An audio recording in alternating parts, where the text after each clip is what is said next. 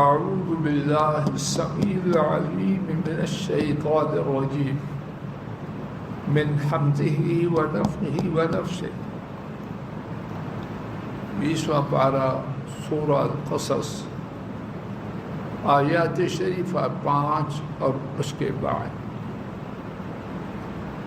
اللہ مالک کی توفیق سے آیت شریفہ 5 کے الفاظ شریفہ کے معانی بامحاورہ ترجمہ اور کچھ بات کا آغاز کیا گیا۔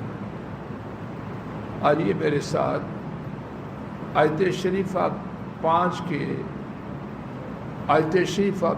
کا بامحاورہ ترجمہ سماعت فرمائیے، پھر اس کے بعد انشاءاللہ کچھ عاجزانہ گفتگو کی کوشش کی جائے۔ اور ہم نے ارادہ کیا یہ کہ ہم احسان کریں ان لوگوں پر جنہیں زمین میں بہت زیادہ کمزور کیا گیا اور ان کو امام بنائیں اور انہیں وارث بنائیں۔ اب آیت شریفہ 6 دونوں آیات کے حوالے سے اکٹھی گفتگو انشاءاللہ کی جائے۔ وَنُمَكِّنَ لَهُمْ فِي الْأَرْضِ مَكَّنَ يُمَكِّنُ تمکین، اقتدار دینا، اور ہم انہیں زمین میں اقتدار عطا فرمائیں۔ وَنُرِيَ فِرْعَوْنَ، اور فرعون کو دکھائیں، وَحَامَانَ، اور حامان کو، وَجُنُودَهُمَا، اور ان دونوں کے لشکروں کو، مِنْهُمْ، ان سے، مَا كَانُوا يَحْذَرُونَ، جس سے وہ ڈرا کرتے تھے۔ آیت شریفہ 6 کا بامحاورہ ترجمہ سماعت فرمائیے۔ اور ہم انہیں زمین میں اقتدار عطا فرمائے، اور فرعون، حامان اور ان دونوں کے لشکروں کو ان سے وہ دکھائیں جس سے وہ ڈرا کرتے تھے۔ یہ کہیں فرعون بعض مفسرین کے ہاں روئے زمین پر آنے والے ظالموں میں سب سے بڑا ظالم، اور بنو اسرائیل بعض مفسرین کے ہاں روئے زمین پر مظلوم لوگوں میں سے سب سے زیادہ مظلوم۔ یہ زمینی حقیقت ہے۔ اب ربانی فیصلہ کیا ہے؟ ان انتہائی کمزور لوگوں کو بلند کرنا ہے، اور ان انتہائی دنیاوی طور پر بالادست لوگوں کو نیست و نابود کرنا۔ اب اسی کا تذکرہ ان آیات کریمہ میں ہو رہا تھا، اور ہم نے ارادہ کیا یہ کہ ہم ان لوگوں پر احسان کریں۔ کون تھے وہ لوگ؟ الفاظ مبارکہ پہ غور کیجیے۔ استضعفوا عام طور پر ترجمہ کرتے ہیں شیخ صاحب کمزور کیے گئے، یہ ترجمہ نامکمل ہے۔ اور صاحب یہ نامکمل ترجمہ، حروف لفظ میں زیادہ ہوئے، عام طور پر حروف کے زیادہ ہونے سے معنی بڑا ہوتا ہے۔ ایک تھا علی الذین اضعفوا، ان لوگوں پر جو کمزور کیے گئے. اضعفوا تو ہے نہیں، کیا ہے؟ استضعفوا، حروف میں اضافہ ہوا، شامل بھی بیٹھ کے آگے سرکل کے اندر بیٹھو. استضعفوا، بہت کمزور کیے گئے. اللہ اکبر. اللہ پاک نے بلند کرنے کا ارادہ درمیانے قسم کے لوگوں کو نہیں، کمزور کیے گئے لوگوں کو نہیں. کن کو؟ جو بہت کمزور کیے گئے، ان کو ہم ان پر احسان کریں زمین میں. اور کیا کریں اس سے احسان کی تفصیل؟ اللہ اکبر. ایک یہ ہے پھر صاحب اللہ کسی کو دنیاوی طور پر بلند کرے، یہ بھی اگر نافرمانی نہ ہو تو بڑی نعمت ہے، لیکن ان پہ جو احسان ہوا وہ دین اور دنیا دونوں کا ہوا. اب کیا ہے؟ وَنَجْعَلَهُمْ أَئِمَّةً، اور ان کو وَنَجْعَلَهُمُ الْوَارِثِينَ، اور ان کو وارث بنائیں. امام بنانا یہ دینی بات ہے، یہ دنیاوی دینی بات. اور یہاں یہ نوٹ فرمائیے، اللہ پاک نے یہاں پہلے دینی نعمت عطا کرنے کا ذکر کیا یا دنیاوی؟ اور اصل ترتیب یہ ہے دینی نعمت اللہ دونوں دے. چھوٹی درویشی عبدالحمید نہیں چاہیے، دنیا چاہیے، لیکن نمبر 2 چاہیے، نمبر 1 دین چاہیے. اللہ پاک نے پہلے دین کی نعمت عطا کرنے کا وعدہ فرمایا. سارے احباب میرے ساتھ توجہ کریں، اپنی اولادوں کے لیے یہی ترتیب مقرر. رب ذو جلال گواہ ہے، کسی کے ہاتھ میں کچھ بھی برائے صاحب، کسی کے ہاتھ میں کچھ بھی 5 سالہ بچہ نہیں مانتا، لیکن ہدف تو گول تو یہ بنائے کہ میری اولاد اللہ انہیں دین میں بھی بلند کرے، دنیا میں بھی کرے. تو شروع کہاں سے کریں؟ گھروں میں 2 سالہ بچے، اب کو دیکھی بات، 2 سالہ بچے ریڈ سیٹ اس کا قاعدہ آ گیا. یہ بات میں انہونی کر رہا ہوں یا موجود ہے؟ کیا اس کے ساتھ الف با تا یا جس کو آپ پٹی کہتے ہیں وہ بھی کبھی دیکھا گیا؟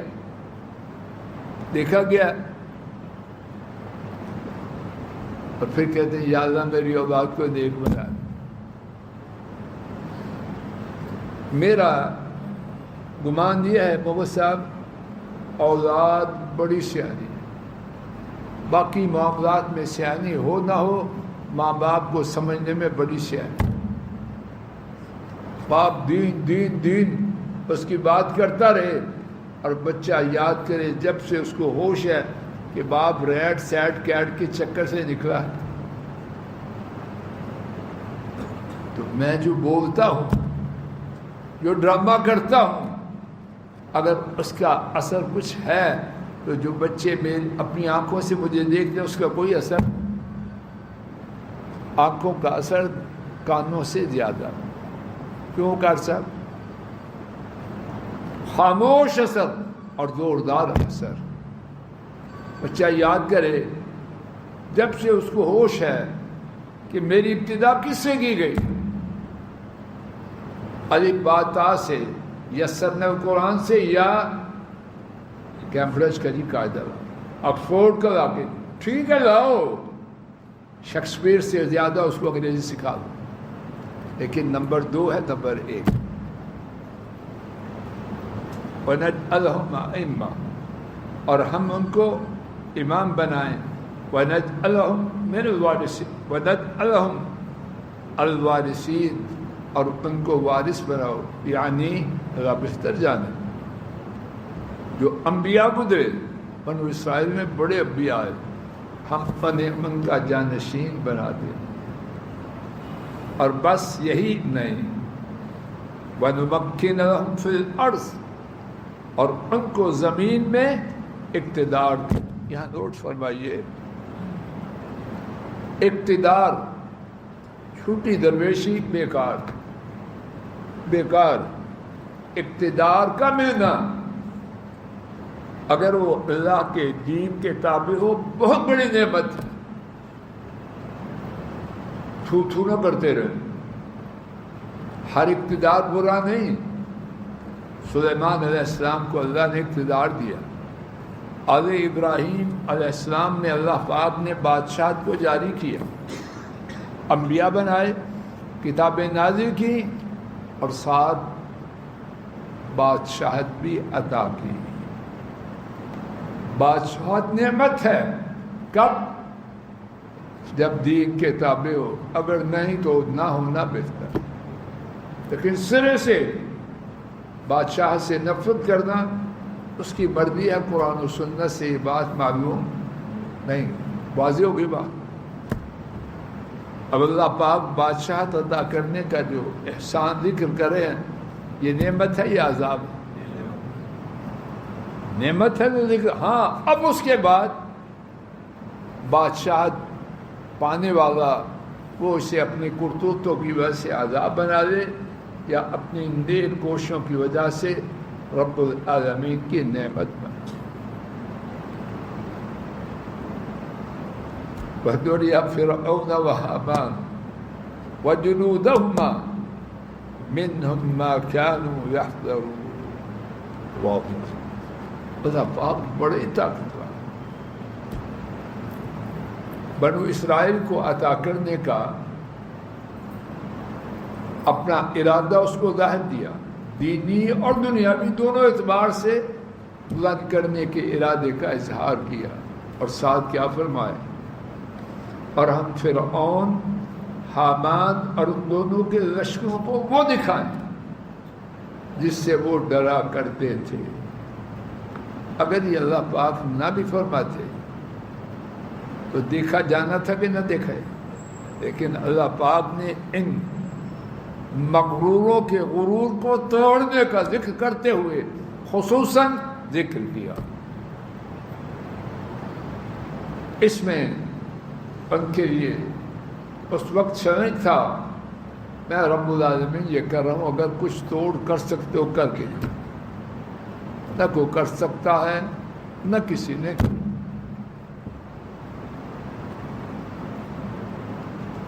گزشتہ سبق میں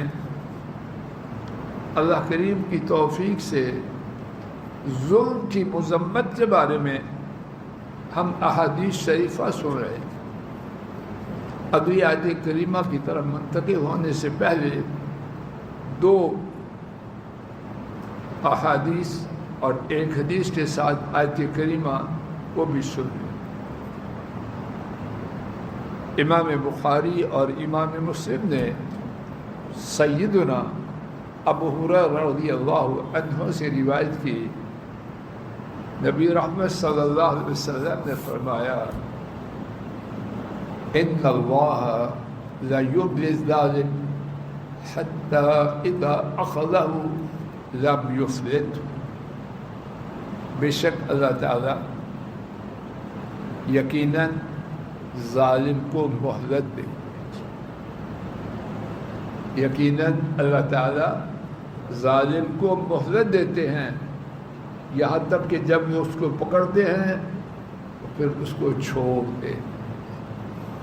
اللہ کی پکڑ جب آ جائے تو چھٹکارے کی کوئی صورت ہے تو کیا کریں؟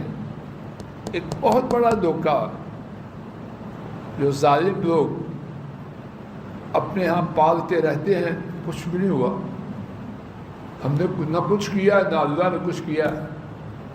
دن بدن شب و روز ترقی ہے. اس کا معنی یہ ہے یہ جو کہتے ہیں ہم نے ظلم کیا کوئی ظلم، یہ معیار نہیں. یہ معیار نہیں، ظلم ہے. چاہے ابھی کیا ابھی پکڑا، چاہے 10 سال بعد پکڑا، لیکن پکی بات یہ ہے ظالم بچے گا نہیں. اور قرآن کریم کی نبی پاک صلی اللہ علیہ وسلم نے اس کے بعد یہ آیت کریمہ پڑھی وَكَذَلِكَ أَخْذُ رَبِّكَ إِذَا أَخَذَ الْقُرَىٰ، اور اسی طرح آپ کے رب کی گرفت جب وہ کسی بستی کا مواخذہ کریں کیا ہے إِنَّ أَخْذَهُ عَلِيمٌ شَدِيدٌ، یقیناً ان کی گرفت نہایت دردناک اور بہت سخت ہے۔ ظلم کے حوالے سے ہمارے سبق کی آخری حدیث، اور اس میں بہت بڑی نصیحت۔ بعض لوگ شیطان کے پھسلانے پر دین کے نام پر ظلم کرتے ہیں، یہ ہم دین کے لیے کر رہے ہیں، خاک ہے تیری عقل پر۔ یہ حدیث شریف میں اور آپ ہمیشہ یاد، ظلم ظلم ہے، ظلم ظلم ہے، اس کو دین کا نام دیا جائے یا دنیا کا۔ ساجد جی، ظلم دین کے جھوٹے چاندی کے ورق میں لپیٹنے سے عدل و انصاف بن جاتی ہے، اور بعض لوگ اپنے خیال میں مصلحت شرعیہ کا تقاضا یہ ہے ان کو کچل، اندھا ہے تو بکار صاحب، ظلم ظلم ہے۔ آئیے یہ حدیث ہمیشہ کے لیے میں آپ اپنے سامنے رکھوں۔ امام احمد سیدنا ابو ہریرہ رضی اللہ عنہ سے روایت کرتے ہیں، نبی رحمت صلی اللہ علیہ وسلم نے فرمایا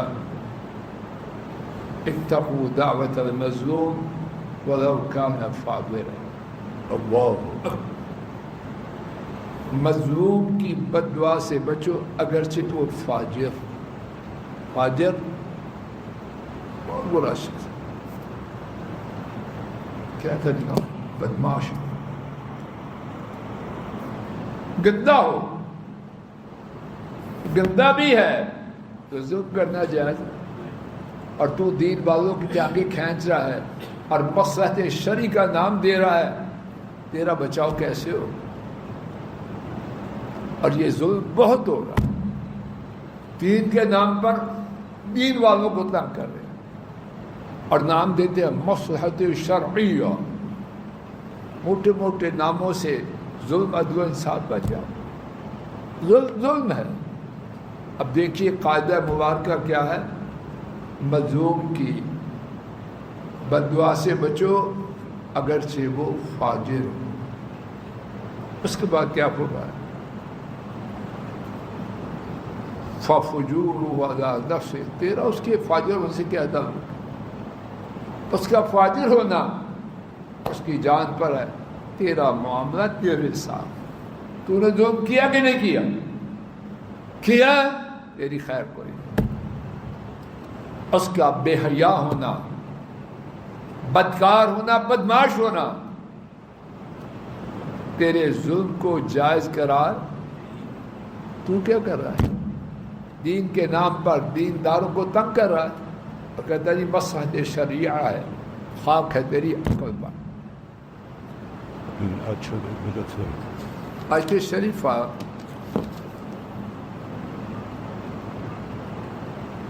صاحب وقت کو چاہتا ہے یہیں سے انشاءاللہ آئندہ سبق کا آغاز کیا پسرانی، یہیں سے انشاءاللہ آئندہ سبق کا آغاز کیا جائے گا۔ اللہ تعالیٰ اپنے فضل و کرم سے کہنے سننے کی غلطی کو معاف فرمائے، اور جو بات عرض کی گئی اور سنی گئی اس کے کہنے سننے میں جو غلطی ہے، نیت کی خرابی ہے، بول سننے کی خرابی ہے، اللہ معاف کر دے۔ اللہ اپنے فضل و کرم سے ہماری مجلس کو مبارک بنائے، اور مبارک مجالس سے تا زندگی محروم نہ رکھے۔ وآخر دعوانا عن الحمد للہ رب العالمین۔